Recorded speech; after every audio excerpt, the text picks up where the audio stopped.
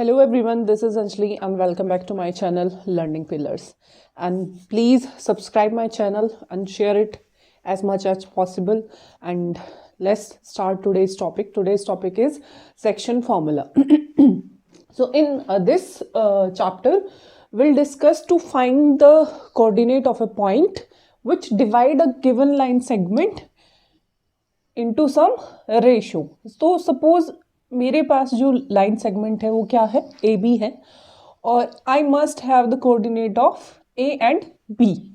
ठीक है, x1 y1 suppose the coordinate of the first point, x2 y2 are the points of the second point, and suppose there is a point p जो इसको divide करता है in ratio m:n. That means ये जो length है वो आपकी कितनी है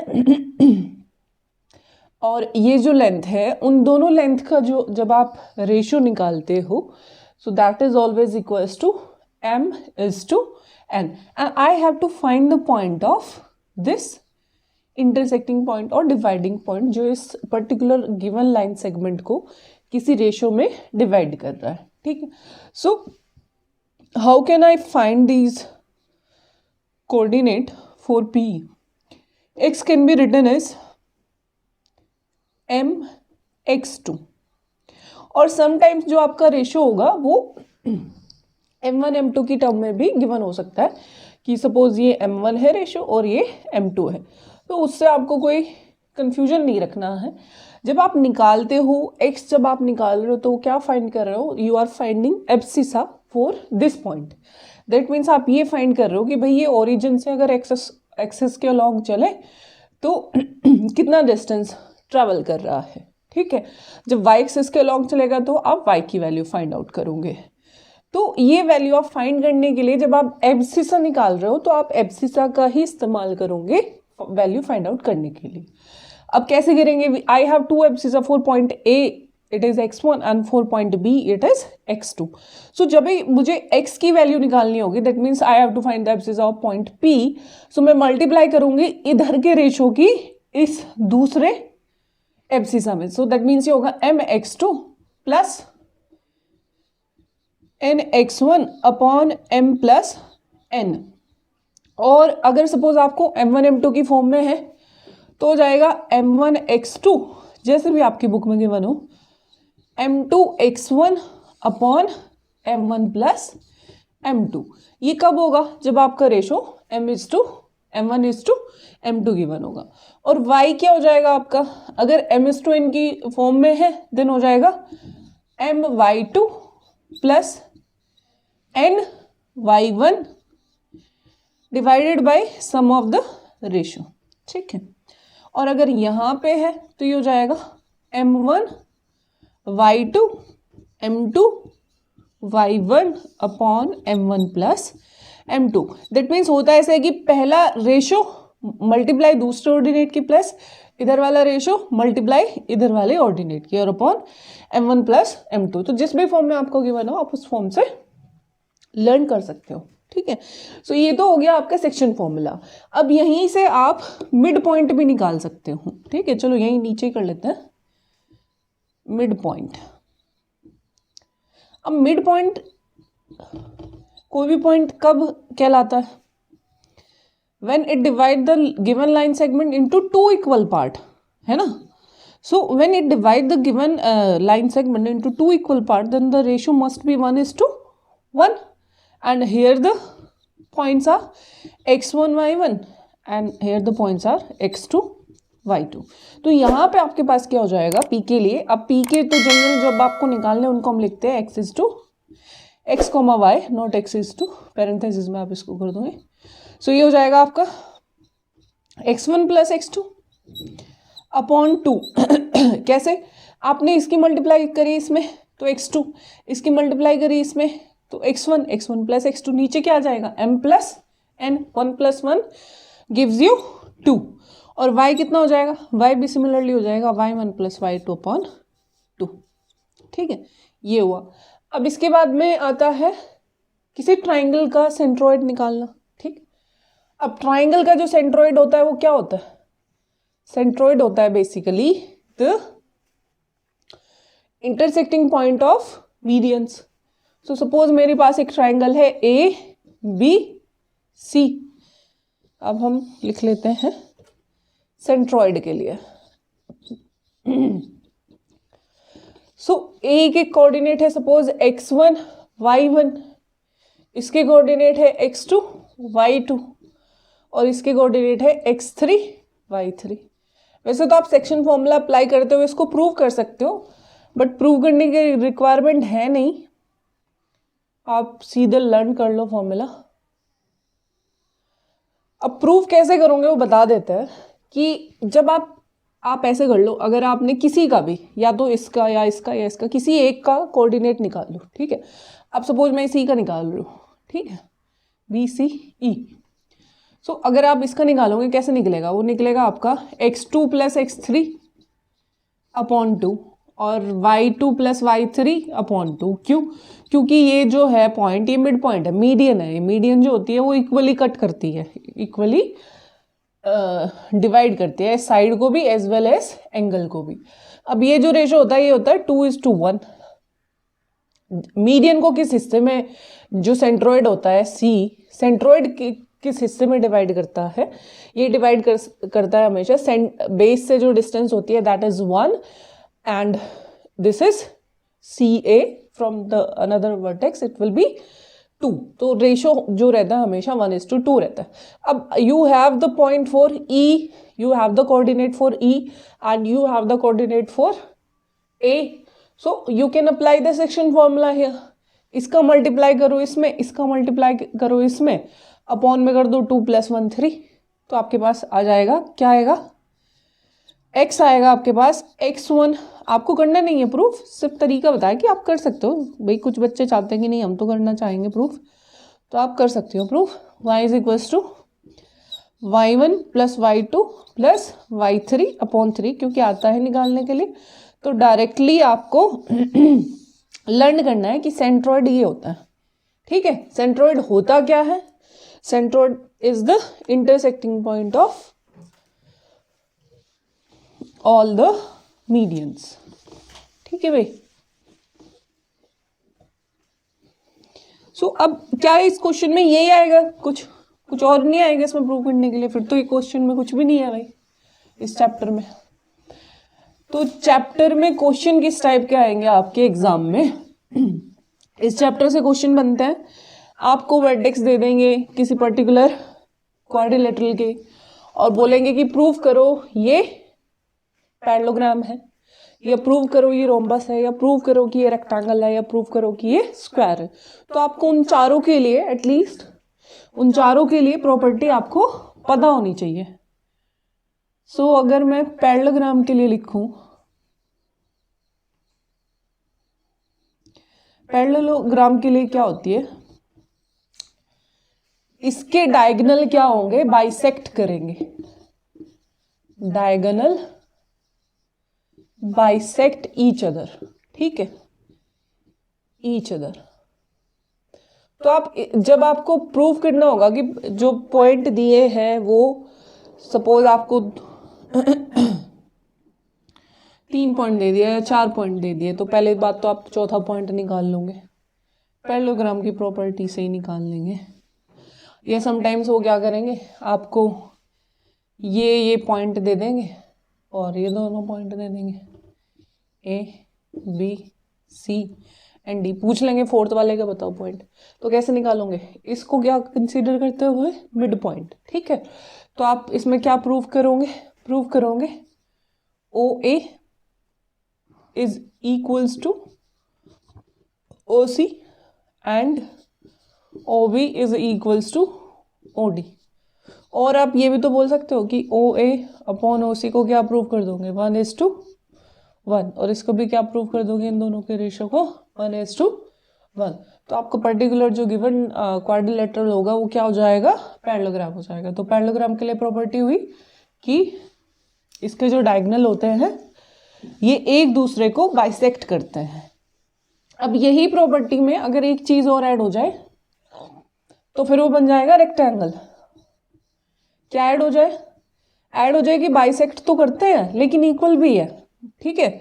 डायगोनल बाइसेक्ट करे एक दूसरे को एंड इक्वल भी हो तो फिर वो रेक्टेंगल हो जाएगा, ठीक है। Each other and equal also. So आपको इसमें ये प्रूफ नहीं करना है कि जो अपोजिट साइड है वो इक्वल है, ठीक है। आपको ऐसा कुछ इसमें प्रूव करने की जरूरत नहीं है। सिर्फ आप डायगोनल को क्या बोलोगे कि वो भाई सेक्शन फॉर्मूला कर रहे हैं तो उसी का इस्तेमाल करेंगे, रेशो का यूज करेंगे।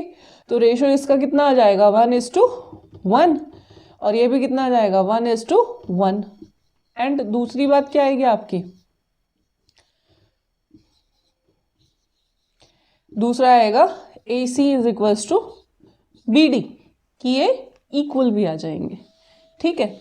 अब तीसरा हुआ रोम्बस और फिर लास्ट हुआ हमारा स्क्वायर और उसके बाद हम सीधा चलेंगे क्वेश्चन पर। सो रोम्बस में क्या होता है, रोम्बस में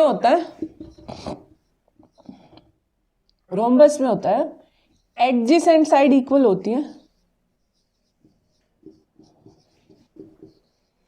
sides are equal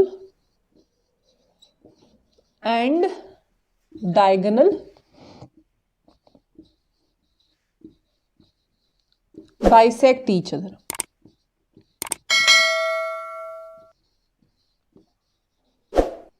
अब आपको पता है कि all squares are rhombus और all rhombus are not square। ऐसा कंपलसरी नहीं है कि जितने रोम्बस है दुनिया में वो सारे के सारे स्क्वायर हो, लेकिन हाँ इसका कन्वर्स जरूर ट्रू होता है कि जितने भी स्क्वायर हैं वो सब क्या होते हैं, रोम्बस होते हैं, ठीक है। सो इसमें ही एक और कंडीशन अगर ऐड हो जाए आपकी कि डायगोनल बाइसेक्ट भी कर रहे हैं, एडजेसेंट साइड इक्वल भी है लेकिन डायगोनल भी इक्वल है ना। इफ डायगोनल, मैं इसी में ऐड कर देती हूँ, डायगोनल आर इक्वल टू, वो इक्वल भी है, ठीक है, इक्वल टू। तो ये क्या इंप्लाई करेगा फिर, ये इंप्लाई करेगा स्क्वायर को कि जो पर्टिकुलर आपको शेप दे रखी है वो क्या है, स्क्वायर है, ठीक है भाई। तो इसके लिए एडजेसेंट साइड होती हैं ये जो एक दूसरे से कॉमन वर्टेक्स रखती हूँ, ठीक है। अपोजिट साइड होती हैं ये इस तरीके से, ये इसके अपोजिट है, कोई पॉइंट कॉमन नहीं है CD, ठीक है। तो एडजेसेंट साइड हुई AB BC या फिर BC CD, कॉमन आ रहा है ना एक पॉइंट, ऐसे ही CD AD, ठीक है। इस तरीके से 4 पेयर हो जाएंगे यहाँ पे।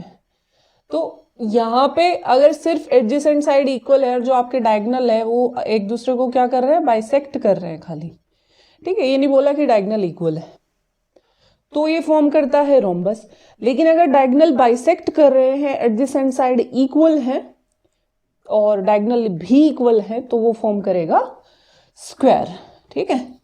इस केस में क्या फॉर्म करेगा, स्क्वायर। ये साइड इक्वल है, ये प्रूफ करना है, ठीक है। और प्रूफ क्या करना है भाई, और प्रूफ करना है ये साइड इक्वल है और प्रूफ करना है कि ये जो डायगोनल है ये एक दूसरे को बाइसेक्ट करे और इक्वल भी है। तो भाई चारों इक्वल हो गए तो क्या बन गया, ये बन गया स्क्वायर, ठीक है। हमें वो प्रूफ नहीं करना है कि ऑल साइड्स आर इक्वल, वो ऑटोमेटिकली हो जाता है फिर, ठीक है। तो ये हुई कुछ कंडीशंस। कितनी कंडीशन हुई हमारे पास, 4। अगर डायगोनल इक्वल है देन जो पर्टिकुलर शेप होगी that forms a parallelogram.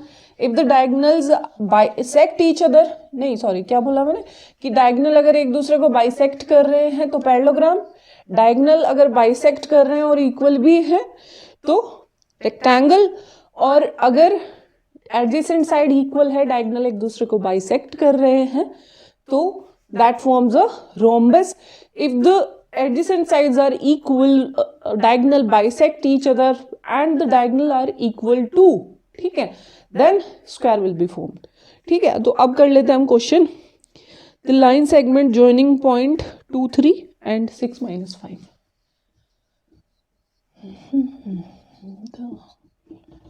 line segment joining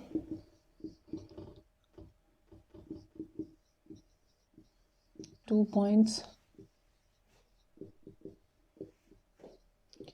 A 2 3 and B 6 minus 5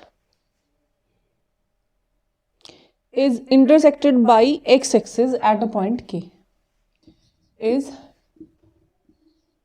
intersected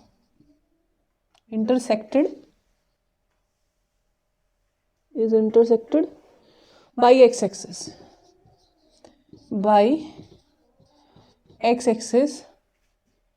at the point K. फिर क्या करना है हमें करना है write down the ordinate of the point K and find the ratio. Right the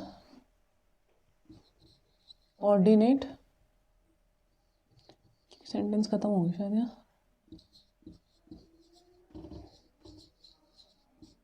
of K and find the ratio.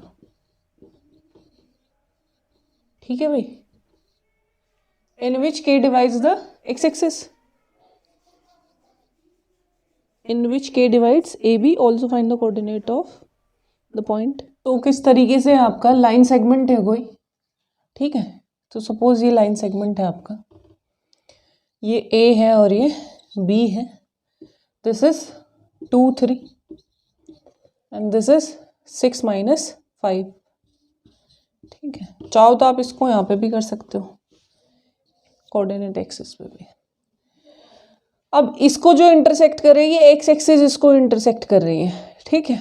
अब x axis यहाँ ऐसे मत कर लेना, ये कुछ इस तरीके से है पॉइंट, नहीं तो मैं तो डायरेक्ट इस पे एक्स एक्सिस अगर इसको इंटरसेक्ट कर रही है तो एक्स एक्सिस पे क्या होता है, y 0 होता है. लेकिन एक बार इसको डायग्राम से समझ लो ज़रा. एक पॉइंट है आपका 2 3, तो यहाँ पे होगा A आपका 2 3 और दूसरा पॉइंट है आपका 6, तो लगभग 6 minus 5. ठीक है. यहाँ कर लेते हैं 6 minus 5.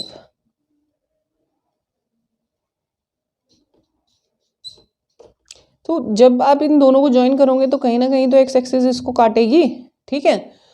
Intersected by x axis at a point K. Find the ordinate of K. और फाइंड द बाद में बोल रखा, find the coordinate of K. इसके लिए कुछ अलग नहीं करना है. ठीक है.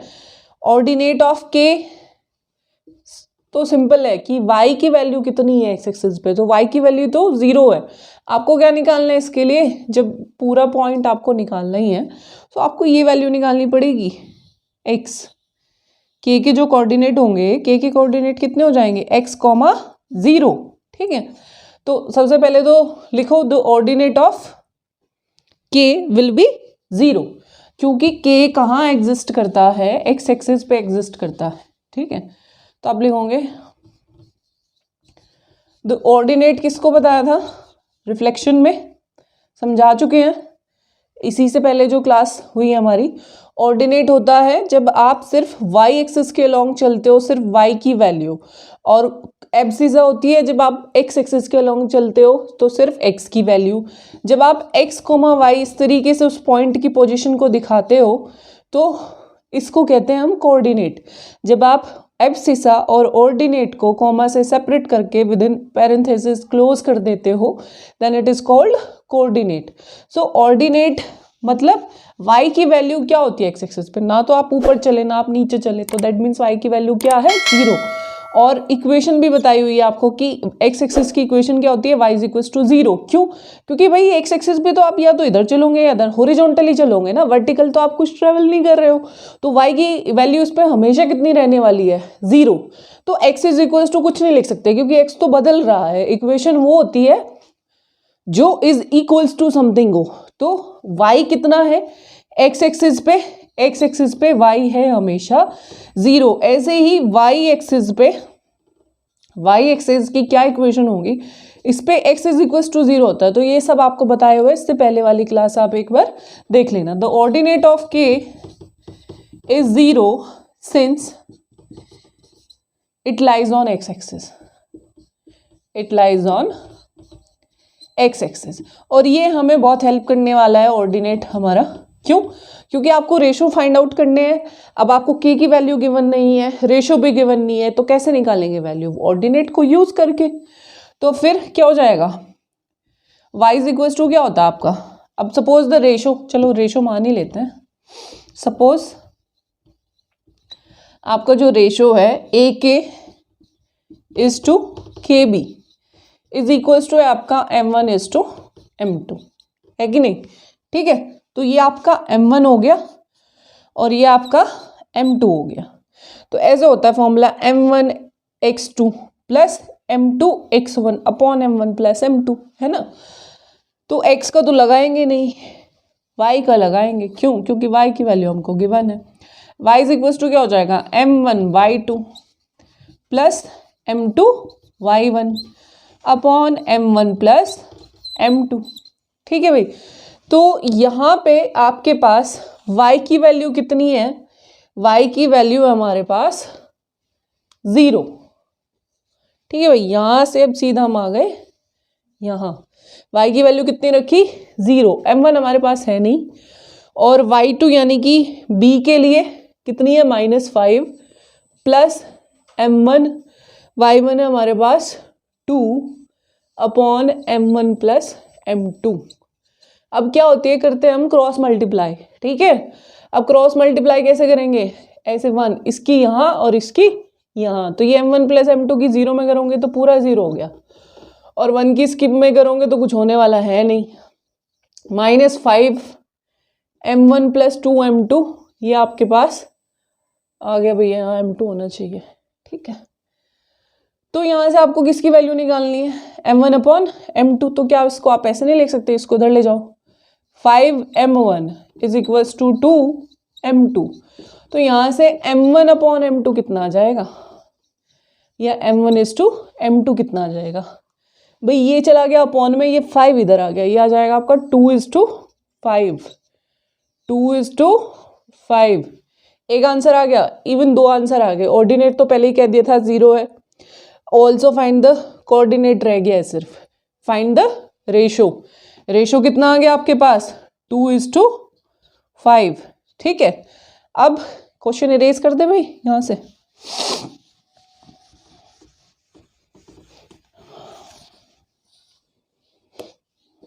आपके पास आया था m1 is to m2 is equals to 2:5. ठीक है, so to find the coordinate of k,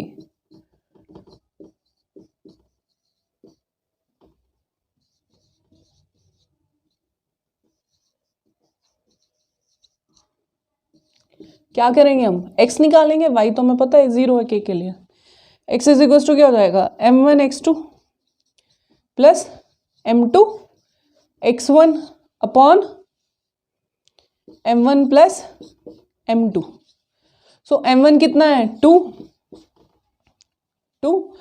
m2 कितना है? 6 - 5 था हमारे पास b की पॉइंट. 6 - 5 तो इंटू 6 प्लस m2 कितना आपका? 5 और इंटू x1 था पॉइंट आपका 2 3, है ना? ये और चेक कर लेते हैं क्योंकि वहां से क्वेश्चन हो गया रेस 2 3. तो a आपका लिख देते हैं. a पॉइंट है आपका 2 3 और b है आपका ये रहा. ठीक है, सो आपके पास x1 है 2 अपॉन 2 प्लस 5. 6 2 12 plus 7 upon 7. नहीं, 6 2 12 plus 10 upon 7. So this is 22 upon 7. So k के कोऑर्डिनेट कितने हो गए? k के कोऑर्डिनेट होते हैं x, y, that means x, 0. So x है आपका 22 अपॉन 7 और ये है आपका 0. ठीक है, ये है आपका एक्सरसाइज 11 का 17th क्वेश्चन. आंसर चेक कर लेते हैं. ठीक है भाई, तो ये आपका आ रहा है 3:5 आ रहा है रेशो, चेक करना पड़ेगा कहाँ गड़बड़ हो गई। और 7/2 आ रहा है 0.236 - 5, ठीक है देख लेते हैं। और 2 3, तो इसमें वैल्यू डालेंगे, ये हो जाएगा आपके पास m1 की वैल्यू हमें पता नहीं है, y2 है हमारा -5 प्लस m2, तो ये हो जाएगा 3m2 divided by m1 plus m2। Okay, ये 2 लिखा गया क्या, ठीक है भाई। सो ये 3:5 ही आ रहा है आपका, है ना, क्योंकि यहाँ पे क्या जाएगा -5m1 प्लस, एक बार दोबारा से कर लेते हैं कभी आप कंफ्यूज हो जाओ। ये फॉर्मूला है, यहीं से आगे कंटिन्यू कर लेते हैं, तब स्पेस भी कम थी। तो ये आ जाएगा आपका 0m1, ये इस पर डिनोट कर देते हैं x1 y1, और ये आपका x2 y2। तो ये होता है -5 multiply plus 3 into m2 multiply upon m1 plus m2। तो ये चला गया 0 में, -5m1 plus 3m2 is equals to 0। So 5m1 is equals to 3m2, m1 upon m2 is equals to 3:5। So ये रेशो आ गया आपका। तो फिर x टू फाइंड k, ठीक है, टू फाइंड k मतलब coordinate of k, x is equals to कितना हो जाएगा m1, ये m1 है और ये m2 है, m1 that is 3 into x2 which is 6 plus m2 5 into x1 which is 2 upon 3 plus 5। So 3 6 18 plus 10 upon 8। सो ये आ गया आपका 28/8। 4 से 2 और 4 से 7, ठीक है भाई, आपका करेक्ट आ गया आंसर। सो के आपका कोऑर्डिनेट आ गया 7/2 0। तो इसके आंसर कितने हुए, फर्स्ट इज 0, ऑर्डिनेट आपका कितना है 0 है। Then second what is the ratio, ratio is 3:5। पहले गलत हो गया था क्योंकि आई थिंक मैंने वहां पे y2 की जगह x2 लिख दिया, ठीक है। सो उसको करेक्ट कर लो, 2 को रिप्लेस कर दो 3 से। सो यहाँ पे आपके पास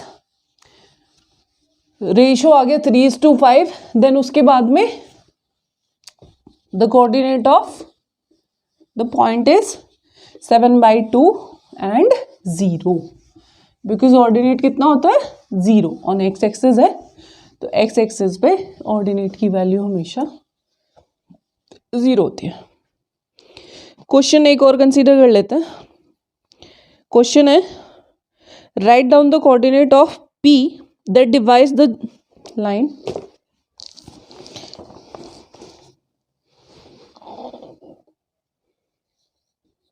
ये क्वेश्चन नंबर 21 है आपके एक्सरसाइज का,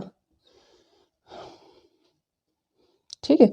ICSE की क्लास में है भाई, ये CBSE में आपका क्वेश्चन नंबर कुछ और होगा, ठीक है।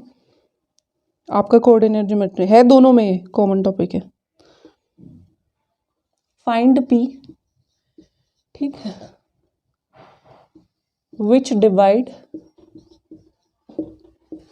शॉर्ट उसमें लिख देता है, विच डिवाइड A जो कि -4 7 है एंड B जो कि 17 और 10 है, ठीक है, इन रेशो 1:2। सो पहला पार्ट तो इसका ये है। फिर क्या आपका सेकंड पार्ट क्या है, सेकंड पार्ट में है find OP where O is origin, ठीक है, ओरिजिन। देन फिर थर्ड पार्ट है इसका फाइंड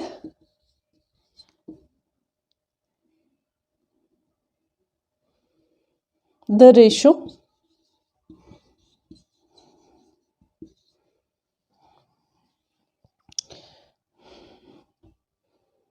that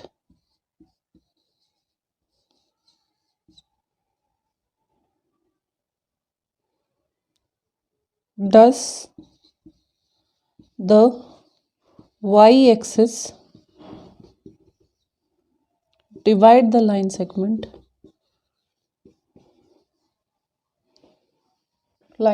AB? अरे क्या हो रहे हैं, लाइन सेगमेंट AB, ठीक है भाई। 3 पार्ट आपको इसमें फाइंड आउट करने हैं। तो आपके पास पहला तो बड़ा आसान है, सेक्शन फॉर्मूला आप अप्लाई कर दोगे, है ना। इसमें आपको AB गिवन है, रेशियो गिवन है, तो यहाँ पे आप क्या कर लो, पहले मार्क कर दो x1 y1 कौन है, ये x1 ये y1, ये x2 और ये y2 और ये m1 और ये m2। तो पॉइंट P आपके लिए कैसे होगा, x इज इक्वल टू हो जाएगा m1 x2 plus m2 x1 divided by m1 plus m2। तो ये आपके पास आ जाएगा, मल्टीप्लाई करो पहले चलो m1 की 1 इंटू 17 प्लस 2 इंटू कितना है -4 अपॉन 1 प्लस 2। तो 17 माइनस 8 अपॉन 3 कितना आ जाएंगे 9 अपॉन 3 विच इज 3। तो x आ गया आपके पास। देन फिर y निकाल सकते हो, y क्या हो जाएगा m1 y2 plus m2 y1 upon m1 plus m2। ये आपके पास आ जाएगा 1 into 10 plus 2 into 7 upon 1 plus 2। तो ये आ गया आपके पास 10 plus 14 upon 3। So 24 upon 3 that is 8। तो P मेरे पास आ गया कितना 3,8। अब आपको क्या निकालना है, अब आपको सेकंड पार्ट निकालना है। सेकंड पार्ट दैट मीन्स आपको अब इसमें लगेगा हमारा डिस्टेंस फॉर्मूला। अब यहाँ पे आ जाओ सेकंड पार्ट। सेकंड पार्ट में आपको निकालना है OP, वेयर O तो क्या है भाई, ओरिजिन है, O होता है हमारा 0 0, है ना। और P कितना है, P है मेरे पास 3 8। तो डिस्टेंस फॉर्मूला क्या होता है, डिस्टेंस फॉर्मूला क्या होता है, वो कुछ इस तरीके से होता है, स्क्वायर रूट ऑफ ये क्या हो जाएगा मेरा x1 y1, ये हो गया x2 y2, ये होता है x2 minus x1 square plus y2 minus y1 square. ये कहाँ से होता है, ये कुछ इस तरीके से होता है, ये ओरिजिन है, ये पॉइंट P है, ठीक है। ये कितना हो गया, ये आप 2 पॉइंट भी ले सकते हो, ठीक है। ये हमने x1 y1 से डिनोट किया है, ये हमने x2 y2 से डिनोट किया है। वैसे अगर ना ज़्यादा उसमें पढ़ो तो आप यहाँ से ऐसे कर सकते हो कि ये x हो गया, ये y हो गया, तो ये कितना हो जाएगा पाइथागोरस थ्योरम से, ये हो जाएगा √x square plus y square. या वैसे भी तो लिख सकते हो रूट में x माइनस 0 का स्क्वायर प्लस y माइनस 0 का स्क्वायर। तो वही करा है हमने, x2 minus x1 y2 minus y1। अगर 2 पॉइंट है तो उससे ज़्यादा क्लियर हो जाएगा। 2 पॉइंट है यहाँ पे, ये x1 y1, ये x2 y2। तो ये डिस्टेंस आपकी कितनी हो जाएगी x2 माइनस x1, ठीक है। ये डिस्टेंस कितनी हो जाएगी y2 माइनस y1। तो ये कितना हो जाएगा पाइथागोरस थ्योरम से ये हो जाएगा, ठीक है। सो ये होता है आपका डिस्टेंस फॉर्मूला। तो डिस्टेंस फॉर्मूला आप इसमें अप्लाई करोगे तो कितना आ जाएगा, रूट में 3 स्क्वायर प्लस 8 स्क्वायर, क्योंकि 3 माइनस 0 3 स्क्वायर, 8 माइनस 0 यानी कि 8 स्क्वायर। सो 9 प्लस 64, 9 प्लस 64 कितना आ गया आपका 73, स्क्वायर रूट में 73, ठीक है। फिर आपका थर्ड पॉइंट है find the ratio that does the y। अब इसको कर लेते हैं इरेज, ठीक है। सिर्फ थर्ड पार्ट करते हैं, पॉइंट लिख लेते हैं खाली आपका 3 8। P आपका क्या आया है 3 8।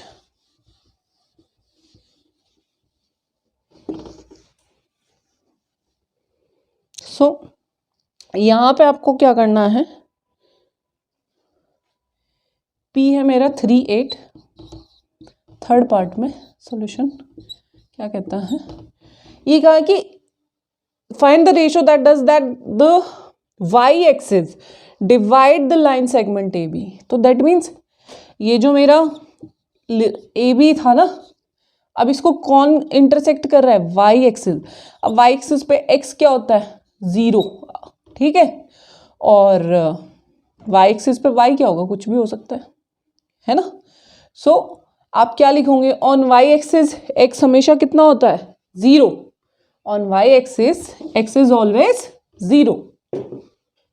सो on y axis x is equals to 0। तो अब आपको क्या लेना है, 0 is equals to m1x2 plus m2x1 upon m1 plus m2। इसके लिए रेशो तो कुछ अलग होगा ना, ठीक है। अब ये p का नाम आप इसके लिए p डैश रख सकते हो, क्योंकि p तो यहाँ तक था जब अलग तरीके से उसको डिवाइड कर रहा था इस रेशो में, और वो पता नहीं कौन से क्वाड्रेंट में था, ठीक है। तो 0 इज इक्वल्स टू आपका आ जाएगा, पॉइंट है हमारे जो ए बी पॉइंट है वो है हमारे -4 1 एंड 17 10। ए था -4 1 एंड बी था हमारे पास 17 10, ठीक है। m1 m2 यहाँ पे है, तो ये 10 यहाँ तक गया हुआ था। सो ये क्या है, x1 y1, ये है आपका x2 y2। तो यहाँ पे आपके पास क्या फॉर्मूला आ जाएगा, m1 दैट मीन्स 1 ही होगा, नहीं, अब तो रेशो कुछ और होगा ना, आपका रेशो फाइंड करना है आपको। m1 x2 की वैल्यू क्या लोगे आप, 17 प्लस m2 कितना है आपके पास, फाइंड करना है भाई, क्योंकि अब तो नया क्वेश्चन फॉर्म हो गया कि अब हमारा p डिवाइड नहीं कर रहा, अब कोई पॉइंट कर रहा है जो y एक्सिस पे लाई करता है, और y एक्सिस के लिए x हमेशा कितना होता है, 0, ठीक है। तो x की कंडीशन हम लेके कर रहे हैं इसको, अपॉन m1 प्लस m2। तो ये आपका फिर से 0 में चला जाएगा, 0 में चला जाएगा, तो ये हो जाएगा 17m1 minus 4m2 implies m1 is to m2 is equals to आ जाएगा 4 इज टू 17, क्योंकि ये चला जाएगा इधर 17 आएगा, आप ऐसे लिख सकते हो 17m1 is equals to 4m2, तो ये अपॉन में, तो ये 4/17, ठीक है। तो ये इस तरीके से आ गया, ये रेशो ही निकालना है, पॉइंट निकालना चाहो तो निकाल सकते हो। पॉइंट के लिए क्या निकालना है आपको, अब ये रेशो इस्तेमाल करते हुए y निकाल दो with the help of this, ठीक है। तो उतना करना नहीं है, क्वेश्चन सिर्फ यहाँ तक ही था। So this is all for today, we'll discuss more question on this topic in our next video. Please don't forget to subscribe, share and press the like button, ठीक है। This is all for today, we'll meet tomorrow. Thank you so much.